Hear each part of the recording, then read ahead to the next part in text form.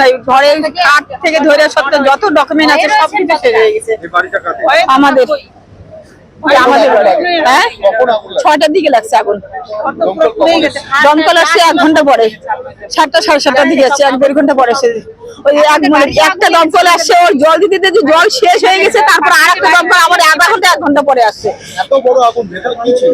ভিতরে ওদের প্লাস্টিক যে হয়, প্লাস্টিক সব প্লাস্টিক গুলা ক্যাসেরা গুডান বলে যাকে, ক্যাসেরা গুডান। এটা ওদেরকে আমরা অনেকবার বলছি ভালো দিন অনেকবার বলছি।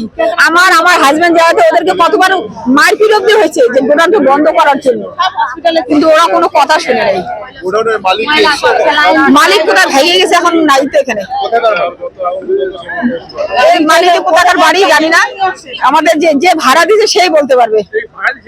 এটা ভাড়া, হ্যাঁ জায়গার মালিকের বাড়ি এখানটায়। এখন এই আগুন আশপাশে আপনাদের বাড়ি কতটা আতঙ্কের মধ্যে রয়েছে? পুরো ভয়ে আছে, এই যে হাওয়া উঠছে এখন, এই যে একটু যদি যায় তাহলে এই বাড়ি ঘর সব জ্বলে যাবে না, সবাই তো ভয়ে আছে, আপনার নাম? সবাই ভয়ে আছে। আপনার নাম? অনিমা রায়।